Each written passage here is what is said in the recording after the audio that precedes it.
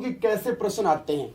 और आज मैं एक सिंगल भी क्वेश्चन की चर्चा नहीं करूंगा तुम लोगों से। क्यों नहीं करूंगा? कि पहले तुम लोग थ्योरी पढ़िए, एकदम जी भर के, मन भर के, शानदार तरीके से पहले पाठ्यक्रम पढ़िए। उस पाठ्यक्रम को पढ़ने के बाद मेरे प्यारे विद्यार्थी हम लोग क्वेश्चंस लगाएंगे।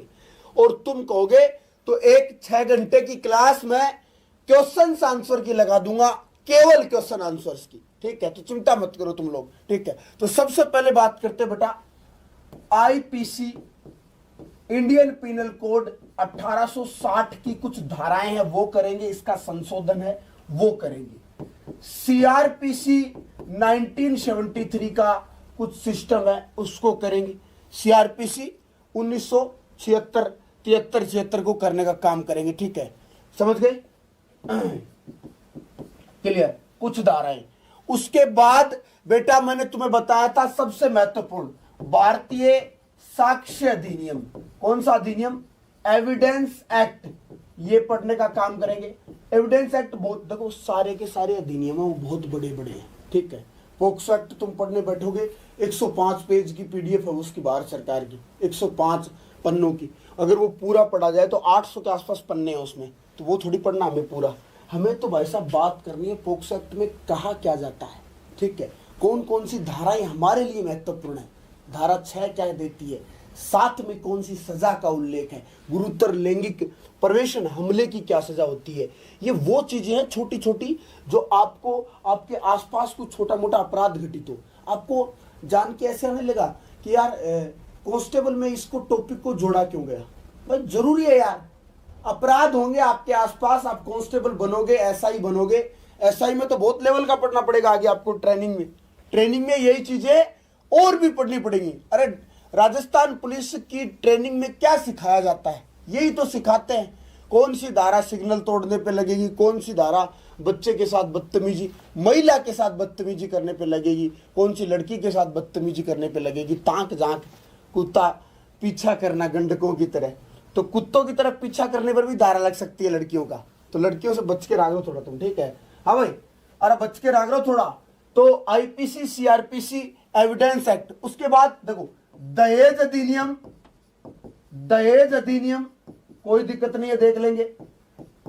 ठीक है, बाल विवाह अधिनियम, ये छोटे छोटे बच्चा, ये तो क्या है, तो छोटे छोटे हैं, बाल विवाह अधिनियम हो गया।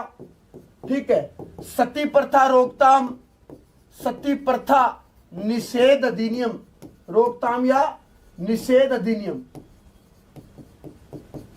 चलिए, फिर कार्यस्थल पर यौन उत्पीड़न, कार्यस्थल पर यौन उत्पीड़न, यौन उत्पीड़न अधिनियम। ठीक है, कार्यस्थल पर यौन उत्पीड़न अधिनियम 1 2 3 4 12 के आसपास टॉपिक है में भी। ठीक है, 12 के आसपास टॉपिक है बेटा। ठीक है, शाबाश। पोक्सो श्रम प्रतिषेध, पूर्व गर्भाधान, पूर्व गर्भाधान, पूर्व गर्भाधान। गर्भाधान में जो एक्ट होता है आपका, जो सोनोग्राफी वगैरह टेस्ट करवाने से है ना, और लिंग का पता लगाने से, कई डॉक्टर कंपाउंडर कर देते हैं हॉस्पिटल में गड़बड़, और फिर लड़कियों की हत्या हो जाती है, तो बहुत ही गलत है भाई साहब। POCSO, POCSO. ठीक है, और कौन सा बच गया रे? पूर्व गर्भाधान हो गया, पोक्सो हो गया, कार्यस्थल पर यौन उत्पीड़न हो गया। ठीक है, श्रम प्रतिषेध, लेबर श्रम प्रतिषेध अधिनियम, जो बालकों पर होता है, जो किस पे होता है? बालकों पर होता है श्रम प्रतिषेध। कार्यस्थल हो गया, घरेलू हिंसा हो गया। ठीक है, समझ गए? पोक्सो हो गया, लैंगिक उत्पीड़न हो गया। ठीक है, महिला का। और अगर तुम लोग करना चाहोगे तो लास्ट में कुछ महिला आयोग करवा देंगे, राजस्थान महिला आयोग और आपके राष्ट्रीय महिला आयोग करवा देंगे। ठीक है, और ज्यादा और करना चाहोगे तो कुछ एप्लीकेशंस हैं और साथ में कुछ अभियान है बच्चों से संबंधित, वो पढ़ लेंगे। ऐप और अभियान पढ़ लेंगे। लो भाई साहब, ये सिलेबस रहेगा। प्यारे विद्यार्थी, आज की क्लास में यदि तुम मेरे साथ 5 घंटे टिकते हो तो इस सिलेबस के आसपास चर्चा करेंगे। मन लो किसके? इस सिलेबस के आसपास चर्चा करने का काम करेंगे प्यारे विद्यार्थी हम लोग। किसके? इसी के।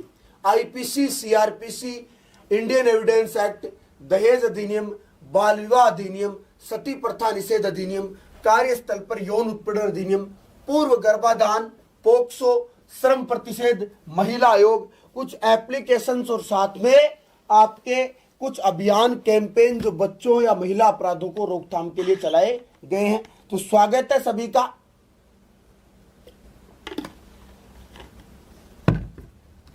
आप सभी को पता है कि मैं शुरुआत करूंगा आईपीसी से, इंडियन पिनल कोड से करूंगा। तो बिना किसी देरी के सबसे पहले देखो, धाराएं याद रखने का सबसे आसान तरीका बताता हूं प्यारे विद्यार्थियों आपको मैं। धारा